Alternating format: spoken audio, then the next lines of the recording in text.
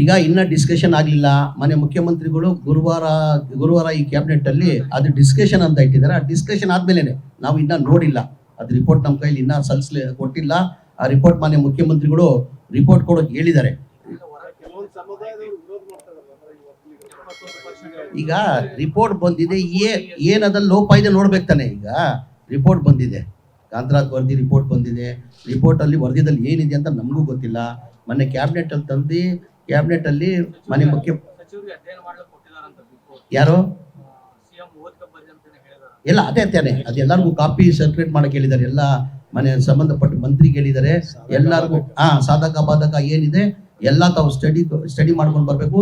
ಇದ್ರ ಬಗ್ಗೆನೇ ಒಂದು 2 ತಾಸಾಗಲಿ 3 ತಾಸಾಗಲಿ ಚರ್ಚೆ ಆಗ್ತದಂತ ಮನೆ ಮುಖ್ಯಮಂತ್ರಿಗಳು ಹೇಳಿದ್ದಾರೆ.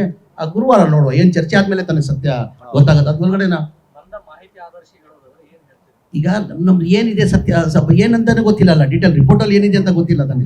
ಈಗ ರಿಪೋರ್ಟ್ ನೋಡಿದ್ಮೇಲೆ ತಾನೆ. ಈಗ ಅವ್ರು ಮಾಡಿರೋದು, ಈಗ ಕಮಿಷನ್ ಅವ್ರು ಮಾಡಿರೋದು, ನಾವು ಮಾಡಿಲ್ಲ. ಕಮಿಷನ್ ಅವ್ರು ಮಾಡಿರೋದು ಆ ರಿಪೋರ್ಟ್ ನೋಡಿದಾದ್ಮೇಲೆ ಹೇಳ್ತದೆ ಬೇರೆ ಹೇಳಿ. ಆಮೇಲೆ ಟೋಟಲ್ ಒಟ್ಟಾಗಿ ಅದು ಹೇಳೋದು ಬರೆದ್ಬಿಟ್ಟೆ. ಈ ಭಾಗದಲ್ಲಿ ಟೋಟಲ್ ಈಗ ಏನು 42,353 ಮನೆ ಕೊಡ್ತಾ ಇದ್ದೀವಿ. ಕಾರ್ಯಕ್ರಮ ಇಲ್ಲಿ ಮಾಡ್ಬೇಕಂತ ಏನಕ್ಕೆ ತೀರ್ಮಾನ ಮಾಡಿದ್ವಿ ಅಂದರೆ, ನಾನು ಪ್ರಸಾದ್ ಅಬ್ಬ ಅವರು ಬಂದು ನೋಡ್ಕೊಂಡು ಹೋದೆ. ಆಮೇಲೆ ಚೇರ್ಮನ್ ಅವರು, ಸರ್ ನಾನು ಚೇರ್ಮನ್ ಆಗಿದ್ದೀನಿ, ನನ್ನ ಕ್ಷೇತ್ರದಲ್ಲಿ ತುಂಬ ಚೆನ್ನಾಗಿ ಮನೆಗಳು ಕಟ್ಟವ್ರೆ, ನನ್ನ ಕ್ಷೇತ್ರದಲ್ಲಿ ಒಂದು ಕಾರ್ಯಕ್ರಮ ಮಾಡೋಕೆ ಕೊಡುವ ಅಂತ ಹೇಳ್ಬಿಟ್ಟು ಟೋಟಲ್ ಇದು 1,300 ಮನೆಗಳು ಇರೋದು. ಇದು ಈ ಸೆಕೆಂಡ್ ಸ್ಟೇಜಲ್ಲಿ 1,800 ಮನೆ ಇಲ್ಲಿ ಕೊಡ್ತಾ ಇದ್ದೀವಿ. 1,008 ಮನೆ. ಈಗ ಟೋಟಲ್ 1,300 ಮನೆ ಸ್ಯಾಂಕ್ಷನ್ ಆಗಿ ಟೋಟಲ್ ಇರೋದು 1,300 ಮನೆಯಲ್ಲಿ 1,008 ಮನೆ ಈಗ ಕೊಡ್ತಾ ಇದ್ದೀವಿ. ರಾಜ್ಯಾಂತ ಎಲ್ಲ ಕಡೆ ಈಗ ಎಲ್ಲ ಈಗೇನಾಗಿದೆ, ಲಾಸ್ಟ್ ಟೈಮ್ ಮಾಡಿದ್ವಿ ನಾವು 36,789 ಮನೆ ಕೊಟ್ಟಿದ್ದು ನಾವು ಬೆಂಗಳೂರು ಸಿಟಿಯಲ್ಲಿ ಕೊಟ್ವಿ. ಅಲ್ಲಿಂದ ಇಡೀ ರಾಜ್ಯದಲ್ಲಿ ಯಾವ ಡಿಸ್ಟಿಕ್ ಅಲ್ಲಿ ಇದೆ ಸಂಬಂಧಪಟ್ಟ MLA ಅಲ್ಲೇ ಇರಬೇಕು, ಡಿಸ್ಟಿಕ್ ಇನ್ಚಾರ್ಜ್ ಮಿನಿಸ್ಟರ್ ಅಲ್ಲೇ ಇರಬೇಕು. ವಿಡಿಯೋ ಕಾನ್ಫರೆನ್ಸ್ ಮುಖಾಂತರ ಮನೆ ಮುಖ್ಯಮಂತ್ರಿನ ಎಲ್ಲರಿಗೂ ಕೊಟ್ಟರು. ಅದೇ ಥರ ಸಿಸ್ಟಮ್ ನಾವು ಇಡೀ ರಾಜ್ಯದಲ್ಲಿ ಎಲ್ಲ ಡಿಸ್ಟಿಕಲ್ಲಿದೆ.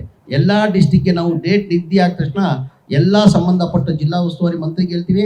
ಆ ಲೋಕಲ್ ತಾಲೂಕು MLA ಅವರೇ ಇದ್ದು ಅವ್ರ ಮುಖಾಂತರನೇ ಮನೆ ಮುಖ್ಯಮಂತ್ರಿಗಳು ವಿಡಿಯೋ ಕಾನ್ಫರೆನ್ಸ್ ಮುಖಾಂತರ ಇಲ್ಲಿಂದನೇ 47,350 ಮನೆ ಕೊಡ್ತಾರೆ. ಇಲ್ಲ ಏನಂತ ಈಗ ಕೇಂದ್ರ ಸರ್ಕಾರದಿಂದ ಬೆಲೆ ಜಾಸ್ತಿ ಮಾಡಿದ್ದೀವಿ ಅಂತ ಹೇಳ್ಬಿಟ್ಟು ಇವರು ಪ್ರೊಟೆಸ್ಟ್ನ BJP ಮಾಡ್ತಾ ಇದ್ದಾರೆ. ಈಗ ಅವ್ರಿಗೆ ನಾನು ಕೇಳಕ್ಕೆ ಬಯಸ್ತಾ ಇದ್ದೀನಿ, ಡೀಸೆಲ್ ರೇಟ್ 2 ರೂಪಾಯಿ ಹೆಚ್ಚು ಮಾಡಿದ್ದಾರೆ, ಗ್ಯಾಸ್ ಸಿಲಿಂಡರ್ ರೇಟ್ 50 ರೂಪಾಯಿ ಹೆಚ್ಚು ಮಾಡಿದ್ದಾರೆ.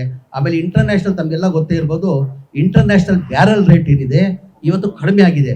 ತಮ್ಮ ಹಿಂದಿನಲ್ಲಿ ನಮ್ಮ ಯಾರು ಮನಮೋಹನ್ ಸಿಂಗ್ ಅವರು ಮುಖ್ಯಮಂತ್ರಿ ಇರುವಾಗ, ಪ್ರಧಾನಮಂತ್ರಿ ಇರುವಾಗ 2013 ಇಂಟರ್ನ್ಯಾಷನಲ್ ಬ್ಯಾರಲ್ ರೇಟ್ ಇದ್ದಿದ್ದು $140 ಕಚ್ಚಾ ತೇಲ ಅಂತ $140 ಇದ್ದಿದ್ದು. ಈಗ ಎಷ್ಟಕ್ಕೆ ಬಂದಿದೆ? $71 ಬಂದಿದೆ. ಆ ಟೈಮಲ್ಲಿ ಡೀಸೆಲ್ ಎಷ್ಟು ಕೊಡ್ತಾ ಇದ್ವಿ ನಾವು, ಪೆಟ್ರೋಲಿಗೆ ಎಷ್ಟು ಕೊಡ್ತಾ ಇದ್ವಿ? $141 ಇರುವಾಗ ಇವತ್ತು $71 ಬಂದಿದೆ. $71 ಆವಾಗ ಎಷ್ಟು ಕೊಡ್ತಾ ಇದ್ವಿ ನಾವು?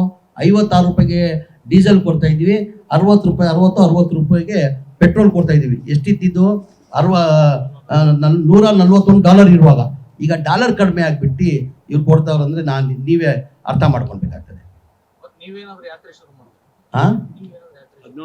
17ನೇ ತಾರೀಕು ಮಾಡ್ತಾ ಇದೀವಿಲ್ಲ, 17ನೇ ತಾರೀಕಿಂದ ನಾವು ಮಾಡ್ತಾ ಇದೀವಿ, 17ನೇ ತಾರೀಕು ಮಾಡ್ತಾ ಇದೀವಿ. ಈಗ BJPಗೆ ಏನಾಗಿದೆ ಬಸ್ಸು, BJP ಯಾವುದೋ ನೋಡಿ, ಕಾಂಗ್ರೆಸ್ ಪಕ್ಷದ ಇತಿಹಾಸ ತೆಗೀರಿ ನೀವು.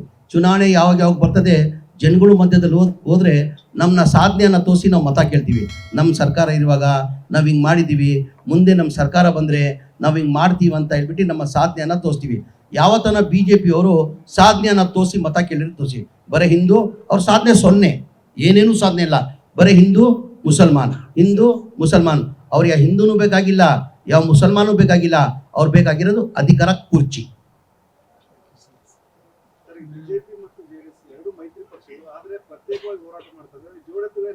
ಈಗ ಆಯ್ತಿಲ್ಲ, ಇಬ್ರು ಒಟ್ಟಾಗಿ ಚುನಾವಣೆ ಎದುರಿಸಿದ್ರು. ಬೈ ಎಲೆಕ್ಷನ್ ಉಪಚುನಾವಣೆ ಬಂದಿತ್ತು. ಏನಾಯ್ತು ಫಲಿತಾಂಶ? 3 ನಾವು ಗೆದ್ವಿ. ಸಿಗ್ಗಾಂವದಲ್ಲಿ ನಾವು ಗೆದ್ವಿ, ಸಂಡೂರಲ್ಲಿ ನಾವು ಗೆದ್ವಿ. ಇದ್ರಲ್ಲಿ ಸಾಧ್ಯ ಇಲ್ಲ ಅಂದ್ರಿ ನೀವು. ನಿಮ್ಮ ಪಕ್ಕದಲ್ಲಿ ಅಟ್ಯಾಕ್ ತಾನೆ. ಸಿಗ್ಗಾಂವ್ ಗೆಲ್ಲಕ್ಕೆ ಸಾಧ್ಯನೇ ಇಲ್ಲ ಅಂದ್ರಿ. ಸಿಗ್ಗಾಂವದಲ್ಲಿ ಗೆದ್ದಿಲ್ವ ನಾವು? 3 ನಾವು ಗೆದ್ವಿ. ಜನ ನಮ್ಮ ಪರ ಇದ್ರ ಅಂತ ಆಯ್ತಾನೆ. ಇದು ಅವ್ರ ತೀರ್ಮಾನ, ಅವ್ರ ಪಕ್ಷದ ನಾವು ಏನಕ್ಕೆ ಮಾತಾಡಬೇಕು? ಜಾಸ್ತಿ ಜನ ಉಳಿಲ್ಲ ಅಂತ ಎಲ್ಲರಿಗೂ ಗೊತ್ತಿದೆ. ಕುಮಾರಸ್ವಾಮಿಯವರು ಒಂದ್ ಕಡೆ ಇದಕ್ಕೆ ಸಾಧ್ಯ ಇಲ್ಲ. ಅದು ಒಂಥರ ಹೇಳಂಗಿಲ್ಲ ನಾವು. ಸಾಕು ಇವತ್ತು.